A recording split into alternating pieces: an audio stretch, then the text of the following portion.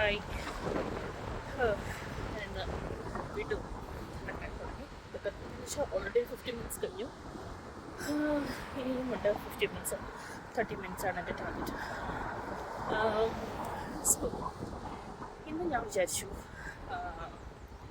ചില ആളുകളുണ്ടല്ലോ, ചില ആളുകളും നമ്മളിങ്ങനെ കുറേ കാര്യങ്ങൾ ഇങ്ങനെ പ്ലാൻ ചെയ്യും. ഓക്കെ, നമുക്ക് ഇങ്ങനെ ചെയ്യാം, അങ്ങനെ ചെയ്യാം, അങ്ങനെ പറഞ്ഞിട്ട് ലാസ്റ്റ് മിനിറ്റ് ആകുമ്പോൾ അവരെന്താ ചിന്തിച്ചാൽ അവരൊന്നും ക്യാൻസൽ ചെയ്യും.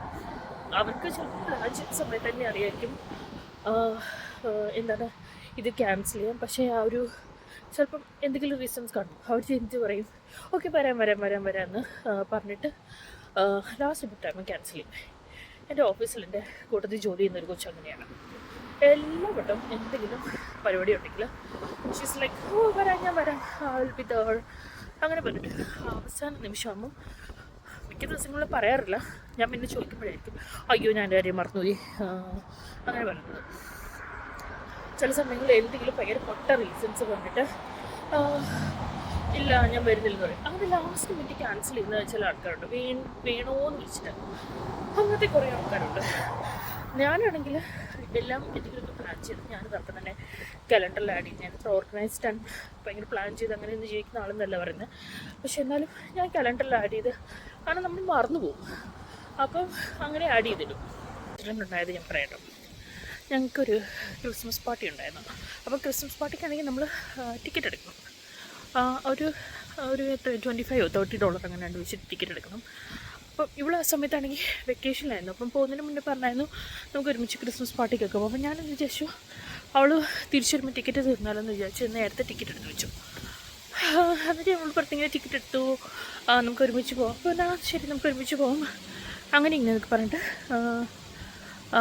ഞാൻ ക്രിസ്മസ് പാർട്ടി എനിക്ക് 8 മണിക്ക് എന്തായിരുന്നു അല്ല അങ്ങനെ എന്തായിരുന്നു. അപ്പം 5 മണിക്ക് ഞങ്ങൾക്ക് ജോലി കഴിയും.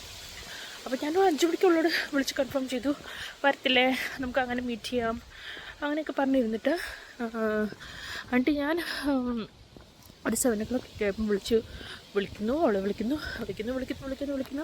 എടുക്കുന്നില്ല. പിന്നെ ഞാൻ അവളുടെ പേഴ്സണൽ ഫോണിൽ വിളിച്ചു, ഓഫീസ് നമ്പറിൽ വിളിച്ചു, അതിന് കുറേ ട്രൈ ചെയ്തു എന്നിട്ട് എന്ത് ചെയ്ത് എടുക്കുന്നില്ല. പിന്നെ ഫ്രൈഡേ ആയിരുന്നു ക്രിസ്മസ് പാർട്ടി. പിന്നെ സാറ്റർഡേ സൺഡേ കഴിഞ്ഞു.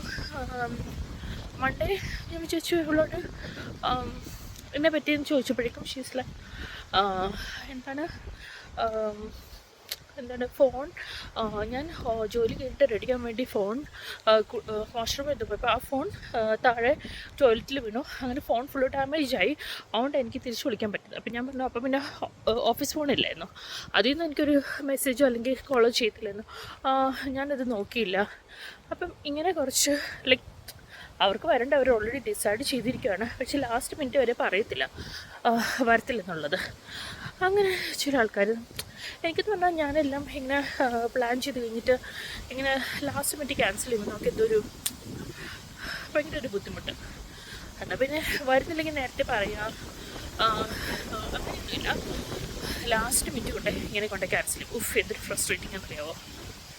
മെയിനായിട്ട് പറഞ്ഞു എന്താണെന്ന് വെച്ചാൽ അപ്പോൾ ഇങ്ങനത്തെ സാഹചര്യത്തിൽ വിചാരിക്കാൻ പറ്റി തന്നെ പൊക്കൂടെ, എന്തിനാ എല്ലാവരും ഇങ്ങനെ ഡിപ്പെൻഡ് ചെയ്തിരിക്കുന്നത്. പക്ഷേ സ്കൂളൊന്നും അല്ലല്ലോ, ഇത് ജോലിയല്ലേ. പക്ഷേ എന്നാലും നമുക്ക് ചില സമയത്ത് ഇങ്ങനെ നമുക്ക് സ്കൂൾ അല്ലെങ്കിൽ കോളേജിൽ പോലും നമുക്ക് ഇങ്ങനെ ഒരു ഫീൽ നോക്കിയിട്ട് എല്ലാവരും ഒരുമിച്ച് പോയി നമ്മൾ പോയി ഒരുമിച്ച് എൻജോയ് ചെയ്യാം. അങ്ങനെ നമ്മൾ തന്നെ പോയി അവിടെ ആരെങ്കിലും ഉണ്ടെങ്കിൽ അവരോട് മിണ്ട് അതിനേക്കാളും നല്ല നമ്മുടെ ടീമിൽ നിന്ന് എല്ലാവരും ഒരുമിച്ച് പോയി അങ്ങനെ ഒരുമിച്ച് എൻജോയ് ചെയ്യാം. അങ്ങനെയൊക്കെ ചില സമയങ്ങളിൽ അതുകൊണ്ടാണ് നമ്മൾ ആരാണെങ്കിലും ഇൻഡിപെൻഡൻ്റ് ആവണമെന്ന് പറയുന്നത്.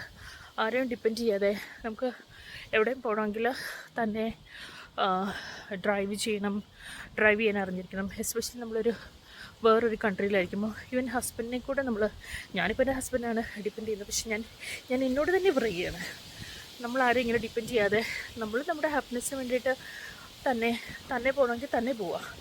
അതിന് ആദ്യമായിട്ട് വേണ്ടത് നമ്മൾ ഫിനാൻഷ്യൽ ഇൻഡിപെൻഡൻ്റ് ആയിരിക്കണം. പിന്നെ നമുക്ക് ഡ്രൈവ് ചെയ്യാൻ അറിഞ്ഞിരിക്കണം. അങ്ങനെയൊക്കെ കുറച്ച് കാര്യങ്ങൾ. പിന്നെ തന്നെ നമ്മൾ നമ്മുടെ കമ്പനി തന്നെ എൻജോയ് ചെയ്യാൻ പഠിക്കണം. അല്ല എപ്പോഴും അയ്യോ എനിക്ക് ഫുഡ് കഴിക്കാൻ പോകും, ഒരു റെസ്റ്റോറൻറ്റിൽ പോകണമെങ്കിൽ എനിക്ക് ആരെങ്കിലും ഫ്രണ്ട്സ് ഉണ്ടെങ്കിൽ നല്ലായിരുന്നു, അല്ലെങ്കിൽ ഒരു മൂവി കാണാൻ പോകുമ്പോൾ ഫ്രണ്ട്സ് ഉണ്ടായിരുന്നു നല്ലായിരുന്നു. ഞാനും അങ്ങനെ തന്നെയാണ്. എനിക്കിപ്പം നാട്ടിലൊക്കെ ആയിരുന്നപ്പോഴും നേരത്തെ ജോലി ചെയ്തെടുത്തൊക്കെ ആയിരുന്നെങ്കിലും ഫ്രണ്ട്സൊക്കെ ഉണ്ടായിരുന്നു. പക്ഷേ ഇവിടെ കാനഡയിൽ വന്നതിന് ശേഷം ഫ്രണ്ട്സില്ല, ആരുമില്ല. ഭയങ്കര ഒരു ലോൺലി ഫീല് പോലെ തോന്നിക്കും.